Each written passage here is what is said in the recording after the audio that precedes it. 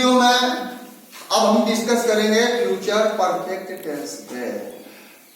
फिर वही चीजें आ जाती है, घूम के हम लोग वही आ जाते हैं। 3 बिंदु, पहचान, सहायक क्रिया और वाक्य बनाने का रूप। पहले हम पहचान पर चर्चा कर लें। पहचान, फ्यूचर परफेक्ट टेंस की पहचान होती है क्या कि वाक्य के अंत में चुका होगा, चुकी होगी, चुके होंगे, गया होगा, लिया होगा, दिया होगा, किया होगा, खाया होगा, इस तरीके के वाक्य। जैसे वाक्य के अंत में क्या होता है, वाक्य के अंत में चुका होगा, चुकी होगी, चुके होंगे, चुके होंगे, लिया होगा, लिया होगा, दिया होगा, आदि आदि। वाक्य के अंत में चुका होगा, चुकी होगी, चुके होंगे, लिया होगा, दिया होगा आदि शब्द लगे होते हैं।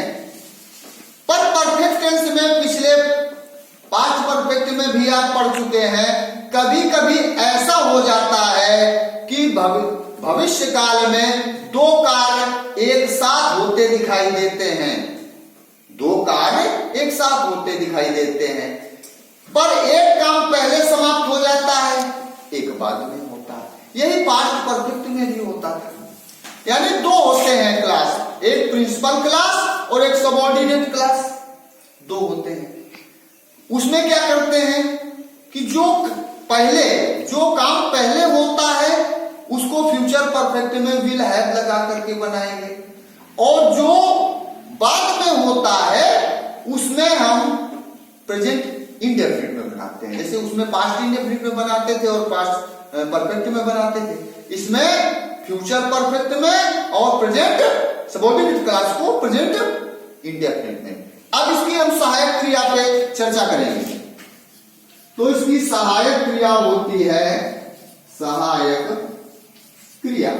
इसकी सहायक क्रिया होती है विल, हैव या शैल है।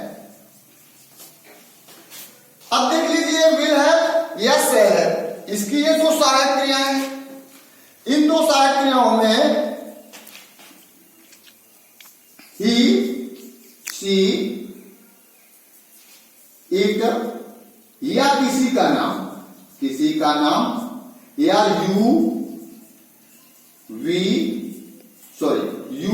दे के साथ हम वह स्त्री के लिए किसी का नाम है, तुम और वे, इनके साथ हम विल हैव का प्रयोग करेंगे। शैल हैव का केवल करेंगे आई और बी के साथ, आई और बी के साथ, यानी मैं और हम के साथ।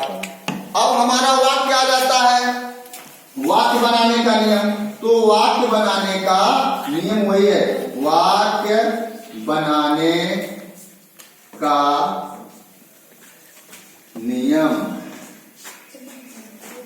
इसका यही नियम है, कर्ता धन सहायक क्रिया। सहायक क्रिया यही विल हैव या शैल है। कर्ता धन सहायक क्रिया, धन क्रिया का थर्ड फॉर्म, धन कर्म। ये 4 चीजें जाननी आवश्यक है किसी टेंस को बनाने के लिए। ये 4 चीजें जान लीजिए। कर्ता सबसे पहले रखना है, फिर सहायक क्रिया विल हैव या शैल हैव रखनी है, और उसके बाद क्रिया का थर्ड फॉर्म लगाना है, तीसरी अवस्था, और कर्म। जैसे वाक्य है,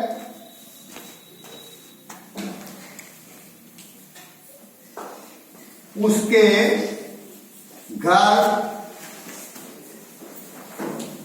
पहुंचने से पहले वे जा चुके चुकेंगे, उसके घर पहुंचने से पहले वे जा चुकेंगे। इसमें दो वाक्य दिखाई दे रहे हैं, एक उसके घर पहुंचने से पहले और दूसरा है वे जा चुके होंगे।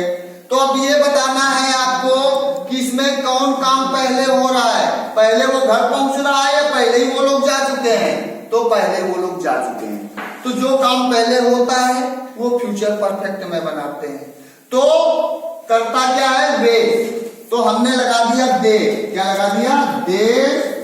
अब दे के साथ मैंने बताया था सहायक क्रिया विल हैव का यूज करना है। तो they will have, they will have.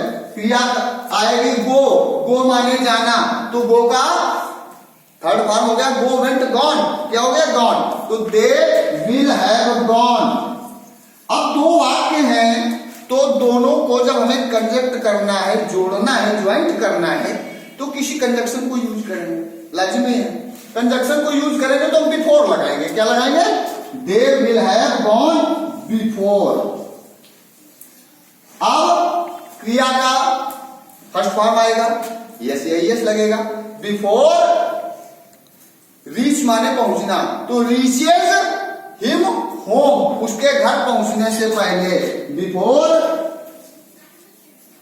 Reaches him home बन गया।